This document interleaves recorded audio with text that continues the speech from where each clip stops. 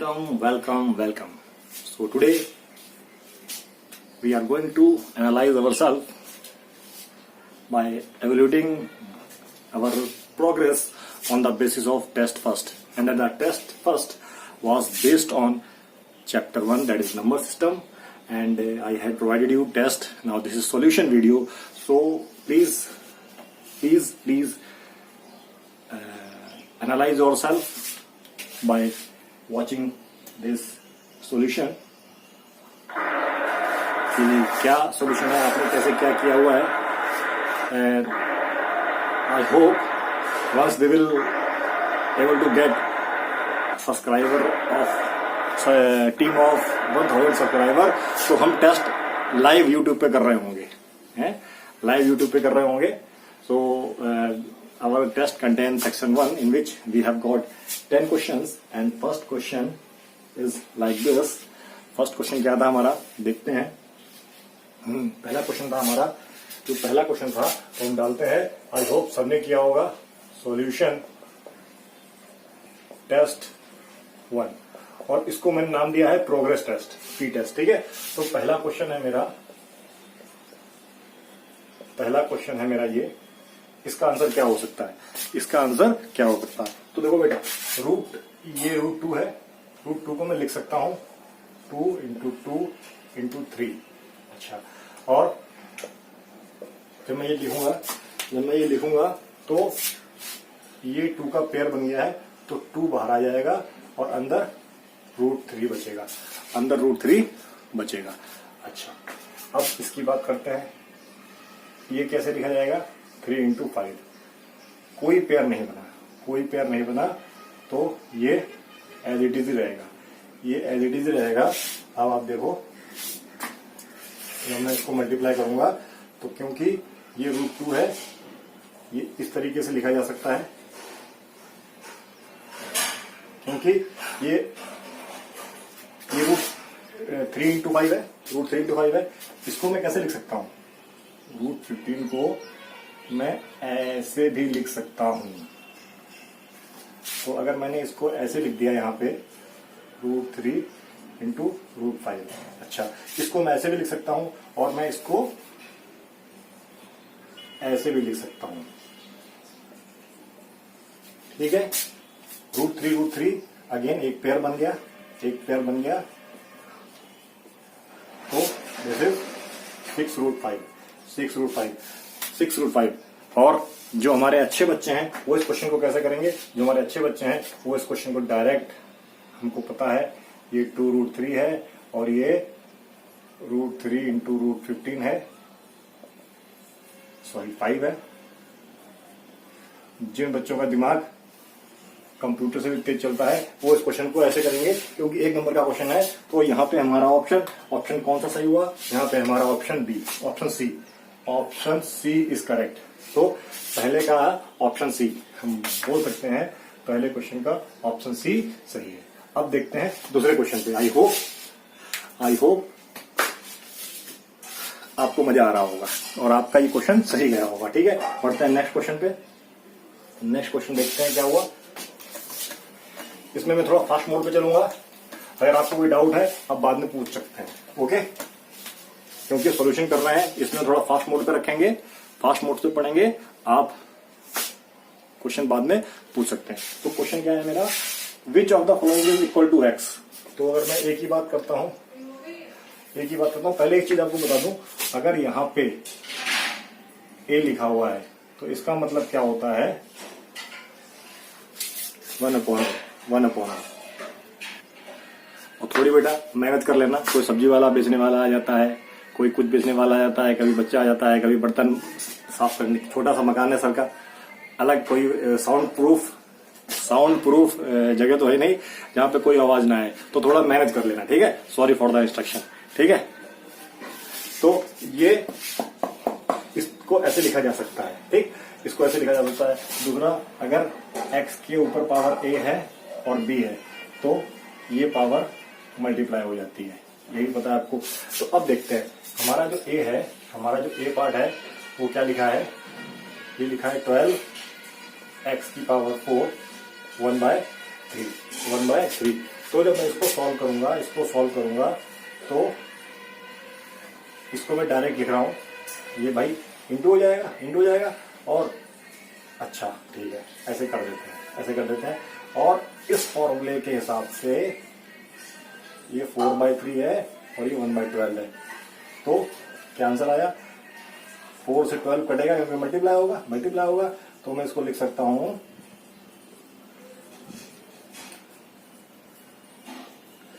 x की power 1/9 जो कि इक्वल टू x नहीं है, x के बराबर नहीं आया है। अच्छा b देखते हैं, b यहीं पे देख लेते हैं। b मैं डायरेक्ट लिख रहा हूं क्योंकि दोनों बेस सेम है। जब ये कंडीशन होती है तो दोनों पावर ऐड हो जाती हैं। जब बेस सेम होता है तो पावर दोनों ऐड हो जाती हैं। तो बेस सेम है, सेकंड में बेस सेम है, तो 12/7 प्लस 7/12। अच्छा तो पावर मतलब ऐड होगी ना, पावर ऐड होगी तो आपको पता है यहाँ पे कुछ ना कुछ आएगा, एलसीएम लेके जोड़ा जाएगा। मैं डायरेक्ट जोड़ देता हूँ, एलसीएम लेके इतना टाइम नहीं है। 84 इनका एलसीएम और ये 144 प्लस 49, ठीक है।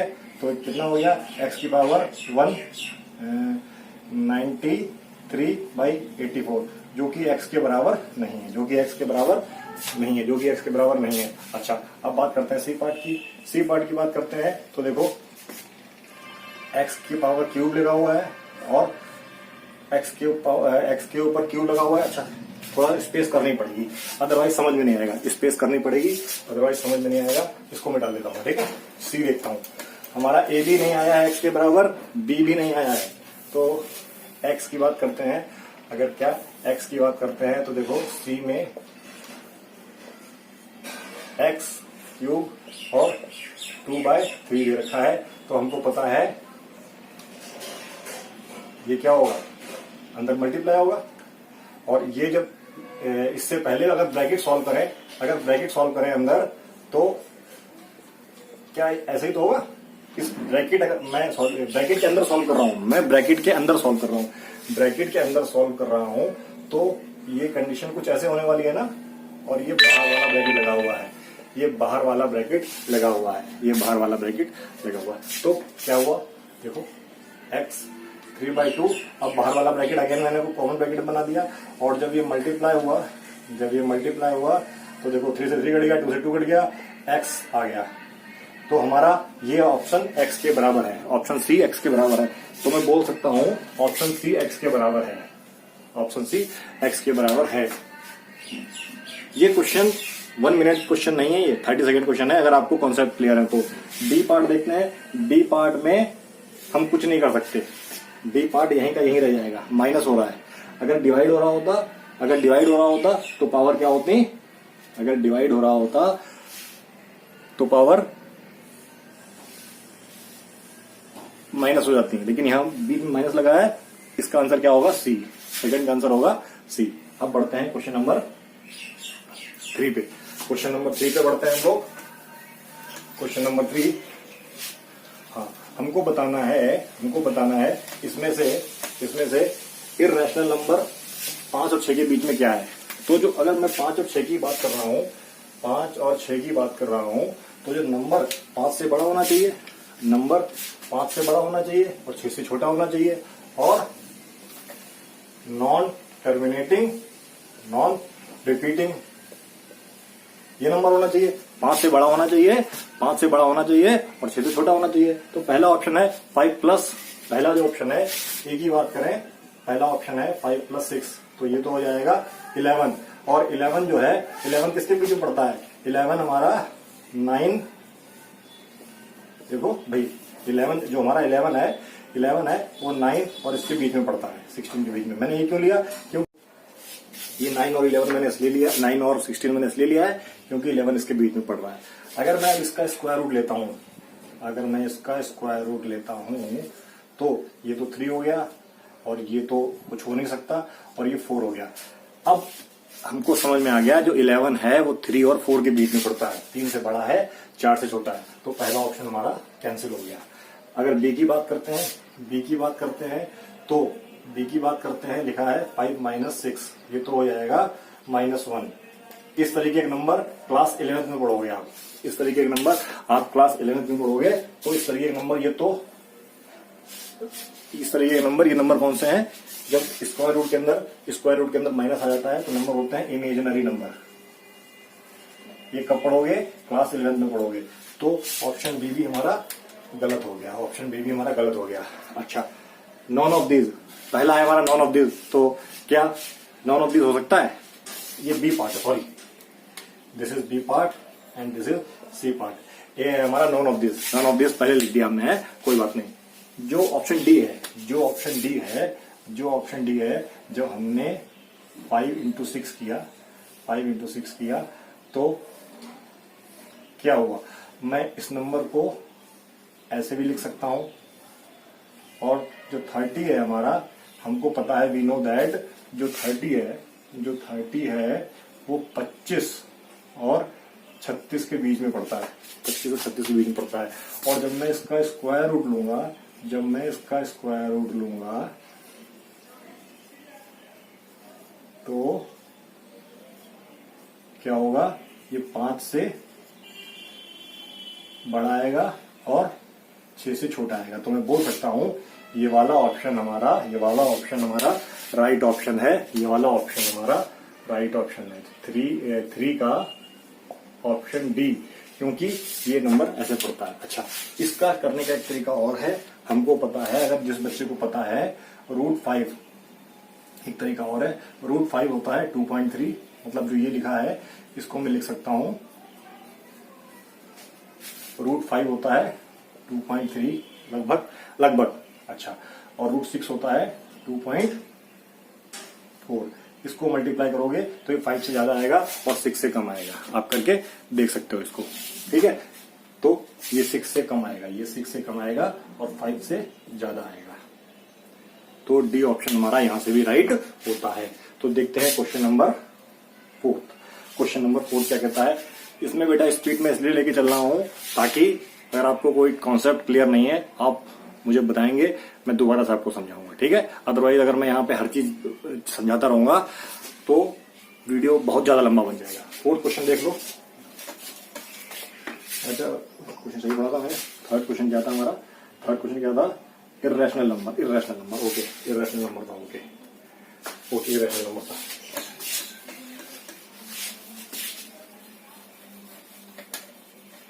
Okay, question number 4, is equal to, ये भाई क्या लिखा है, 2√3 और ये लिखा है √3। हमको पता है जब इर्रेशनल पार्ट सेम होता है तो जो आगे चीजें लिखी होती हैं वो ऐड हो जाती हैं। मतलब मैं क्या बता रहा हूं, अगर ये लिखा है और यहां पे जो लिखा है वही यहां पे लिखा है, तो हम क्या करते हैं, और ये ऐड हो रहा है, तो इसका आंसर क्या आ जाएगा, इसका आंसर आ जाएगा a + b ब्रैकेट लगाने के बाद। तो अगर मैं ये इस पे अप्लाई करता हूं, तो यहाँ पे तो कुछ लिखा ही नहीं है, तो क्या जीरो मान लें, यहाँ पे जीरो मान लें, जीरो, यहाँ पे कुछ नहीं लिखा, जीरो नहीं मानेंगे, यहाँ हम मानेंगे 1, यहाँ क्या मानेंगे 1। तो इस फॉर्मूले के हिसाब से 2 + 1 √3, आंसर आ जाएगा 3√3। 3√3 कौन सा ऑप्शन है, 3√3 ऑप्शन डी। 4th का ऑप्शन डी। ये 1 मार्क क्वेश्चन है, जो अच्छा बच्चा होगा इसको वो 1 मिनट के अंदर कर रहा होगा, 1 मिनट के अंदर कर रहा होगा, ठीक है। जिसकी तैयारी अच्छी होगी, हर बच्चा अच्छा है, मतलब आई मीन टू से हर बच्चा हमारा अच्छा है, ठीक है। मतलब जिसने कॉन्सेप्ट समझे होंगे वो इसको 1 मिनट के अंदर कर रहा होगा, ओके। आगे बढ़ते हैं, क्वेश्चन नंबर 4, क्वेश्चन नंबर 5 में हमको दे रखा है, जो x है वो 3 + √8 के बराबर है, 3 + √8 के बराबर है, और हमको वैल्यू चाहिए x² प्लस, थोड़ा टफ क्वेश्चन पड़ गया, अभी आप इसके लिए तैयार नहीं हो 1 नंबर के लिए, लेकिन बेटा आ गया तो क्या करें, सॉरी फॉर दैट, है सर, मजाक करते हो, क्वेश्चन देने के बाद बोलते हो टफ क्वेश्चन दे दिया, लेकिन कोई बात नहीं बेटा, कौन सी परफॉर्मेंस हमारी नोट की जा रही है, थोड़ा क्वेश्चन टफ हो गया, ठीक है, थोड़ा क्वेश्चन क्या हो गया, टफ हो गया। लेकिन मैंने इसका कॉन्सेप्ट आपको बताया हुआ है। अब देखो क्या है। अच्छा, ये है, और अगर मैं इसका 1/x निकालूं, इसका 1/x निकालूं तो 3 - 8 आएगा। आप निकाल के देख लेना, इस पे कभी बड़ा वीडियो बनाएंगे, ठीक है। इस पे कभी बड़ा, अभी टाइम नहीं है। इसका 1/x ये निकाल सकता हूं मैं। तो अगर मैं x और 1/x ऐड कर देता हूं, ये ऐड कर देता हूं, ये ऐड कर देता हूं, तो जब ये क्या आ जाएगा,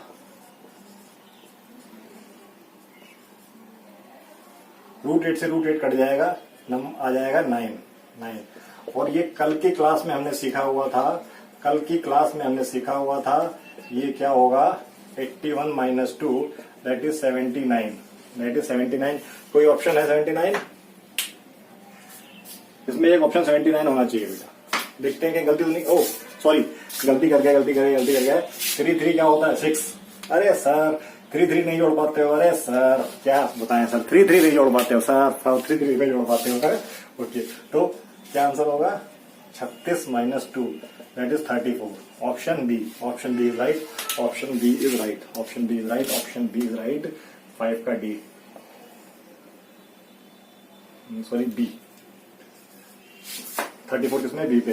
क्या सर 6 आपने 9 कर दिया सर, 9 कर दिया, कोई बात नहीं। देखो, और ये कॉन्सेप्ट मैं आपको बाद में बताऊंगा बेटा। बहुत सब कॉन्सेप्ट क्लास 9th के हैं, ये नहीं बोल सकते हो कि सर आप ये थोड़ा टफ है, नहीं, ये चीज आपको ऐसे पता होनी चाहिए। मैं इस पर टिप्पणी नहीं करने आता हूँ, I don't want to comment right now. I will tell dedicated video बनाऊंगा, I will provide you dedicated video on this if you keep watching. अगर रिस्पॉन्स पॉजिटिव रहता है तो बाद में बात करते हैं क्वेश्चन नंबर 6 की। क्वेश्चन नंबर 6 की बात करते हैं। Question number 6, the two rational number which are their own multiplicative inverse। multiplicative inverse क्या होता है, अगर मेरा कोई नंबर है x कोई नंबर है, तो उसका मल्टीप्लिकेटिव इनवर्स क्या होगा, उसका मल्टीप्लिकेटिव इनवर्स होगा, अगर मैं मल्टीप्लिकेटिव इनवर्स से मल्टीप्लाई करूं तो आंसर 1 आएगा। मल्टीप्लिकेटिव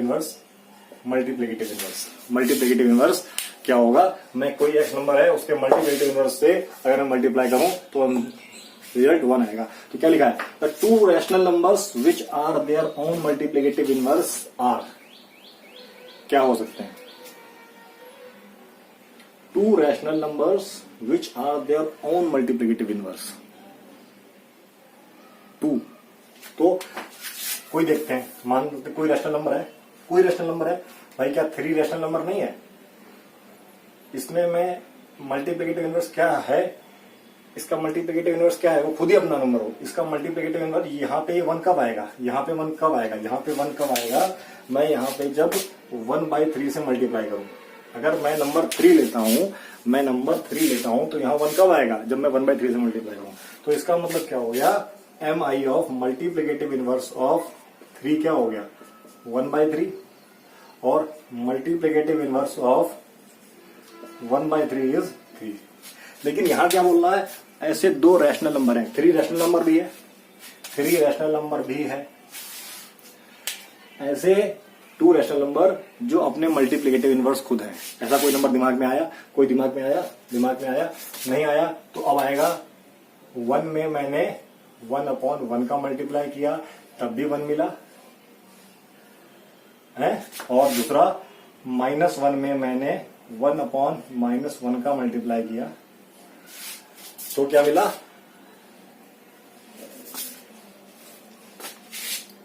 1। तो मैंने क्या बताया था, ये मल्टीप्लिकेटिव इनवर्स है, ठीक है, किसका, -1 का ये, 1 का ये।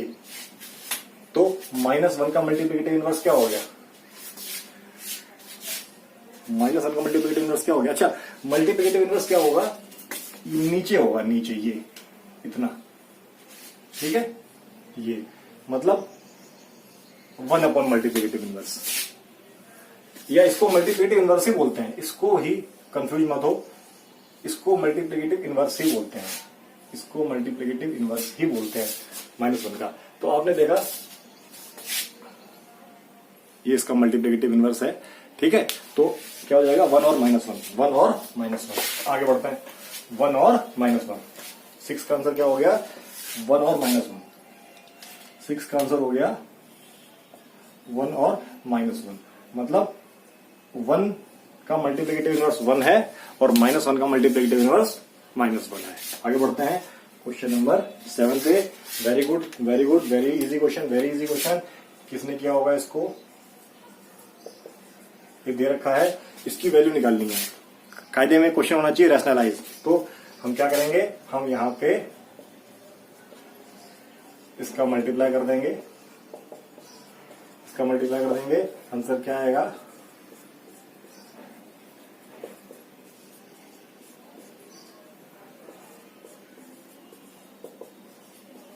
अच्छा क्या आंसर आएगा, देखो नीचे ये तो ऐसे ही लिखा जाएगा। ये क्या हो जाएगा 5, ये हो जाएगा 3। अब 2 इन द ब्रैकेट 5√3/2, 2 से 2 कट जाएगा। आंसर क्या आएगा, 7 का आंसर आएगा √3, 5 + √3, 5 + √3, 5 + √3, 5 + √3। Question number 8, question number 8, question number 8, ये क्वेश्चन 7 था। अब क्वेश्चन नंबर 8 देखते हैं।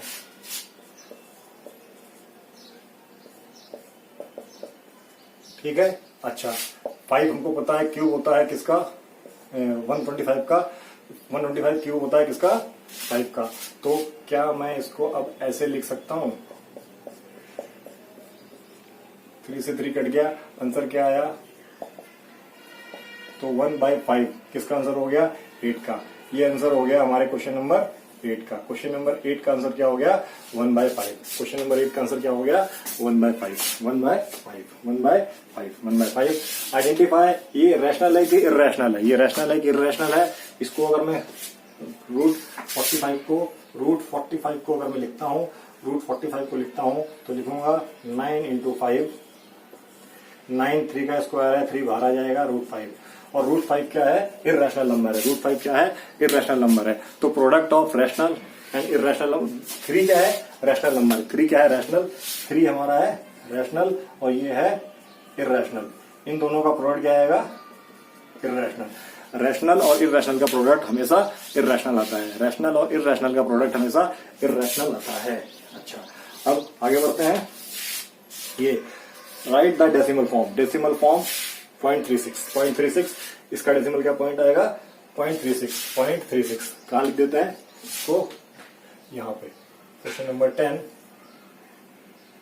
0.36, ठीक है 0.36। तो आई होप यहां तक कई लोगों के क्वेश्चन सही रहे होंगे, यहां तक कई लोगों ने बहुत अच्छा परफॉर्म किया होगा। बढ़ते हैं आगे। अब क्वेश्चन क्या सेक्शन हमारा 2 आने वाला है, सेक्शन 2 आने वाला है। इसमें 5 क्वेश्चन है, 5 क्वेश्चन है, देखते हैं।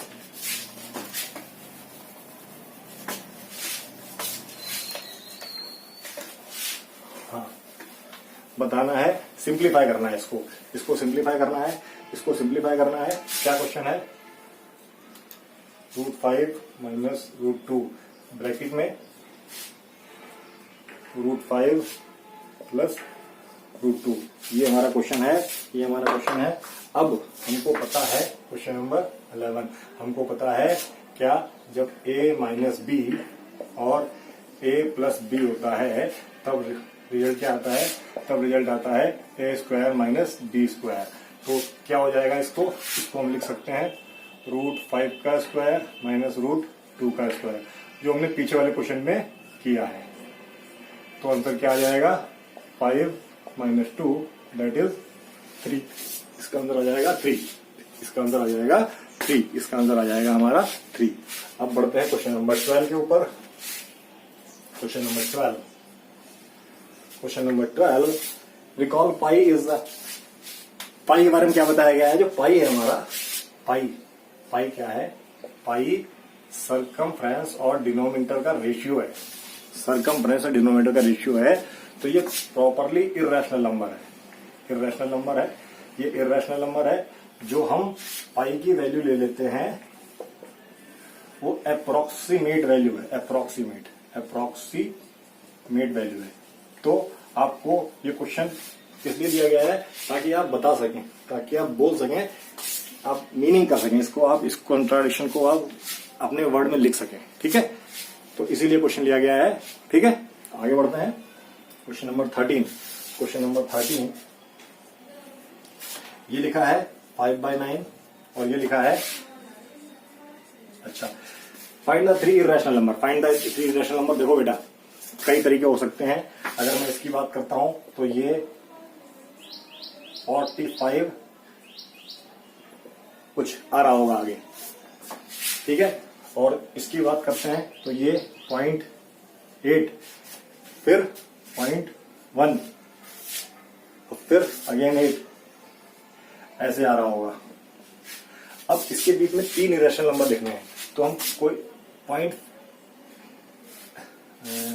है, सॉरी 45 है, 45 है, थोड़ा गलती हो गया, 45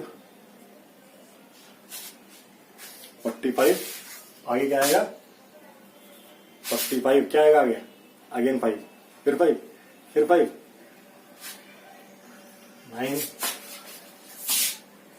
ठीक है, हाँ, तो इसके बीच के नंबर क्या बनेंगे, हाँ, तो क्या नंबर बन गए, कोई से भी नंबर हम लोग 3 लिख सकते हैं। मैं यहाँ अपनी मर्जी से लिख देता हूं 5। अच्छा, 5 से बड़ा होना चाहिए तो रिस्क क्यों लेना, 5 क्यों लेना, 5 6 ले लिया, 4 8, ये एक इरेशनल नंबर हो गया। अच्छा, एक नंबर मैं ले लेता हूं 8 0 1 4 5 8, क्योंकि ये इससे छोटा है। एक नंबर मैं ले लेता हूं 7, देखो इसके बीच में आएगा। ये आपको डैश डैश लगाना पड़ेगा, ये बता रहा है कि ये नंबर क्या है, ये नंबर नॉन टर्मिनेटिंग और नॉन रिपीटिंग है, ये आपको बताना पड़ेगा। तो ये नंबर आप कोई से भी लिख सकते हैं, ये नंबर आप कोई से भी लिख सकते हैं। क्वेश्चन नंबर 14, क्वेश्चन नंबर 14 देखते हैं हमारा क्या है। क्वेश्चन नंबर 14, हमको इसका रैशनलाइज डिनोमिनेटर करना है। तो इसका डिनोमिनेटर रैशनलाइज करना है ये, तो हमको पता है, हम यहाँ पे इसका मल्टीप्लाई कर देंगे। जब मल्टीप्लाई कर देंगे तो नीचे आएगा और ऊपर क्या आएगा, होल स्क्वायर कर सकता हूं।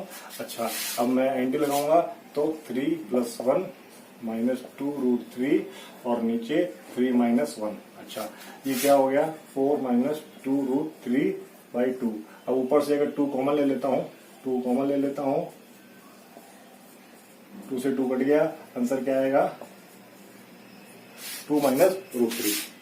हो सकता है बेटा मैं फास्ट कर रहा हूं, हो सकता है कोई गलती हो जाए, तो आप मुझे कमेंट में लिख के बता सकते हैं कि सर आपने गलत कर दिया, आपको भी नहीं आता सर, आपको भी नहीं आता सर, आपको भी नहीं आता, ऐसे ऐसे स्माइली भेजनी है। ठीक, आपको भी नहीं आता। आगे बढ़ते हैं।